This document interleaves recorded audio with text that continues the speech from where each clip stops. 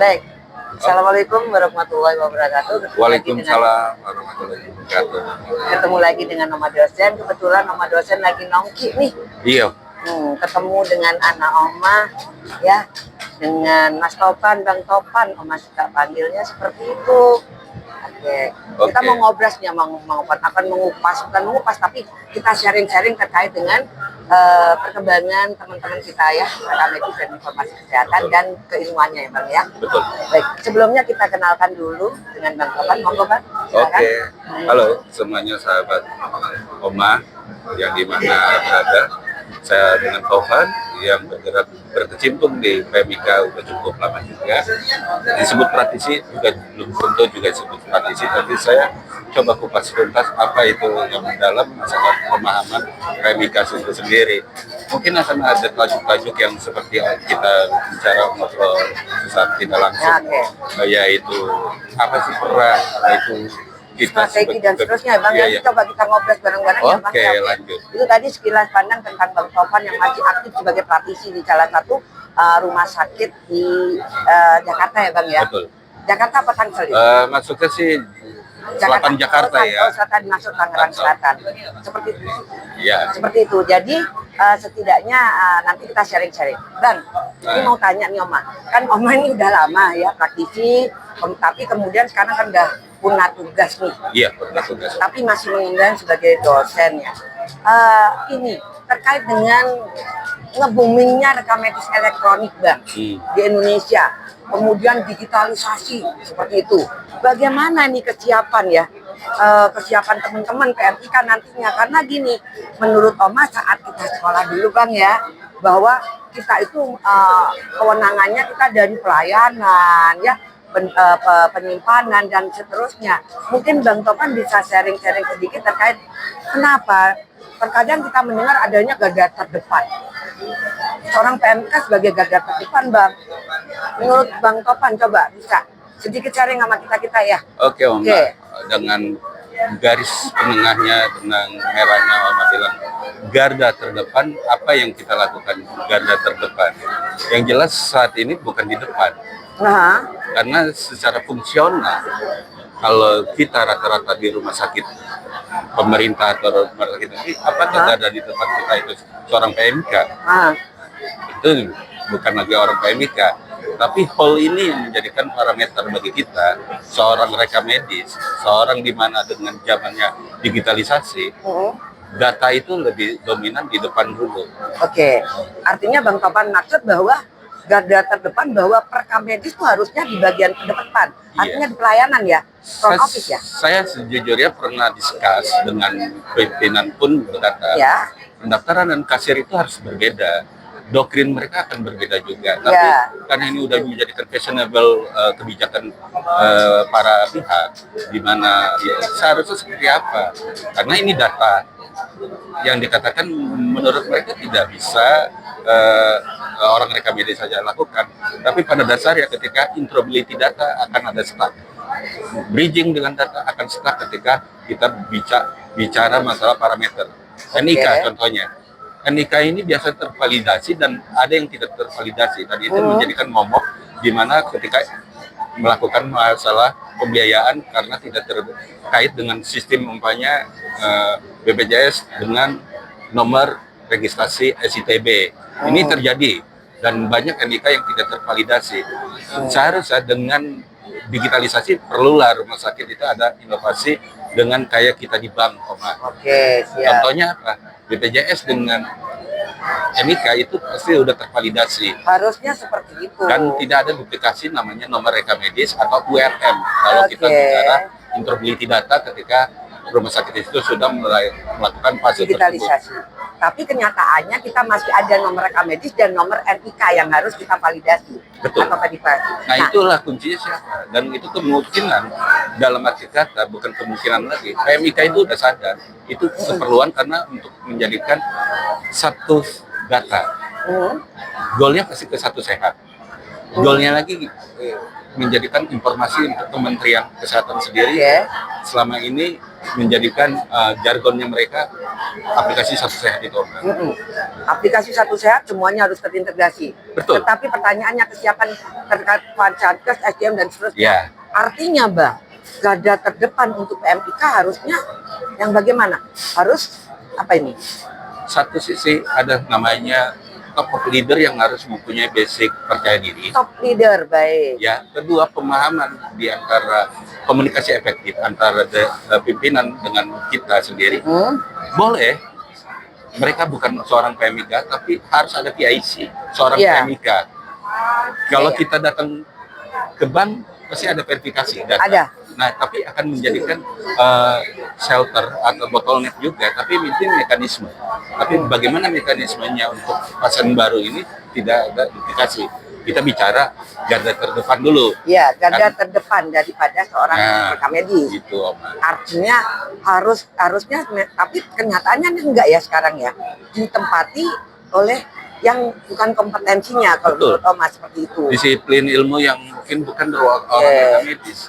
Bagaimana mungkin kalau kita bicara, kalau kita kan tersertifikasi dengan kewenangan klinis, bicara dengan CARS, bicara dengan GCI, tapi pada saat di audit, ya itu bagian dari kita cuman menitipkan SPO aja, tapi tidak ada kontrol di situ apakah data itu benar atau tidak.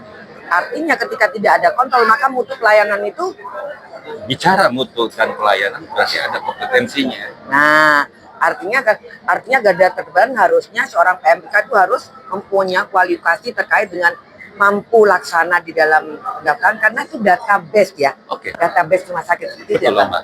Iya, santai aja Mbak dalam bicara di sini, karena ini mungkin dikatakan pembukaan wawasan ya dengan obrolan seperti ini.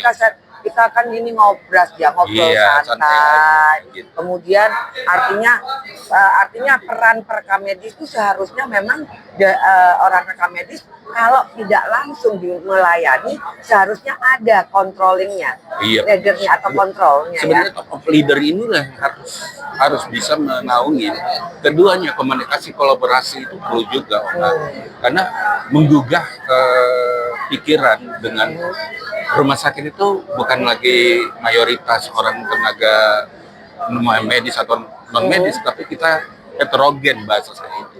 Karena berbagai disiplin ini pun ada di situ, karena harus bisa memahami apa itu rekam medis elektronik.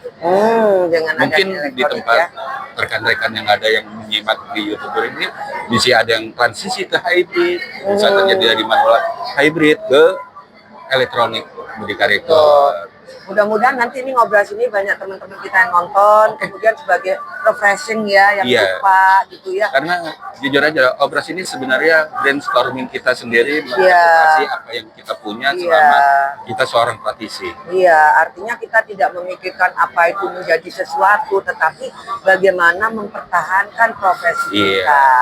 Seperti itu dasar garda terdepan. Karena jangan sampai kita paham, tapi kita waham dengan peran kita.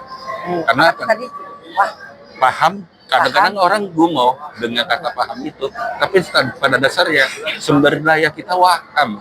Gitu.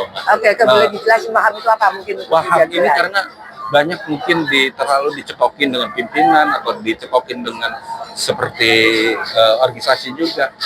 Ini paham strategi, paham untuk bicara pilar-pilar rekam medis PMIK ini seperti apa. Tapi pas saat pelaksanaan ada satu kata, kita kehilangan percaya diri.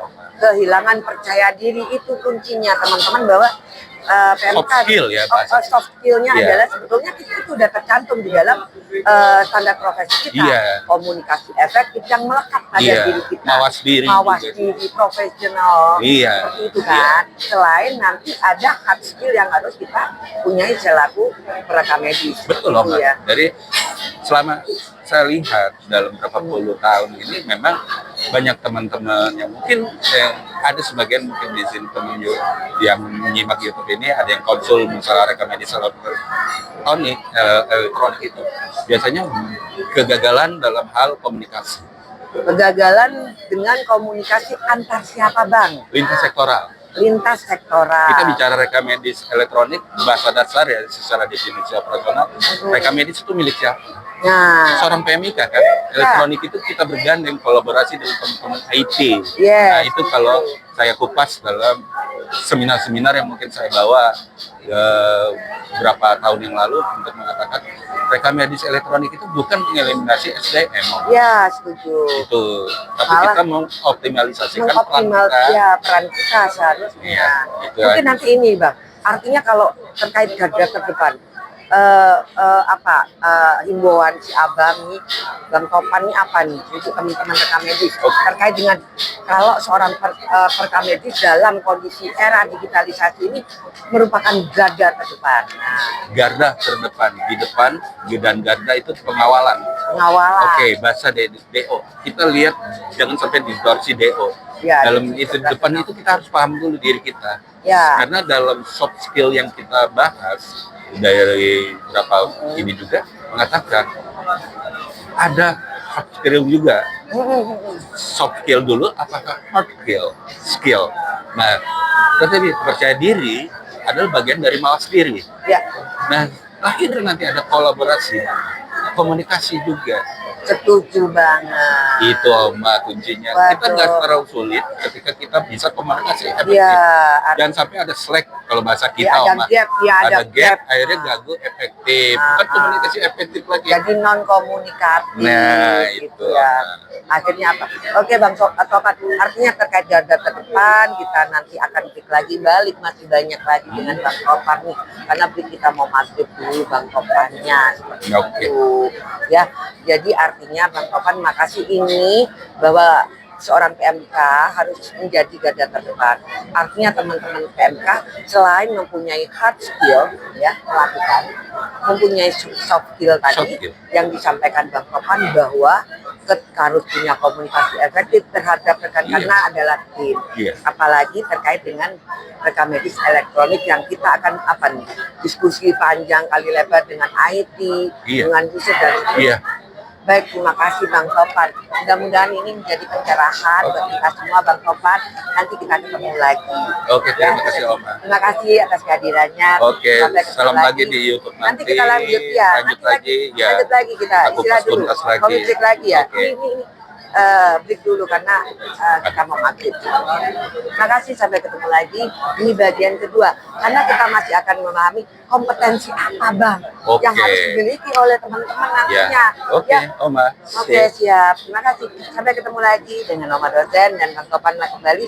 Tapi kita break dulu sebentar. Terima kasih. Assalamualaikum warahmatullahi wabarakatuh. Bye.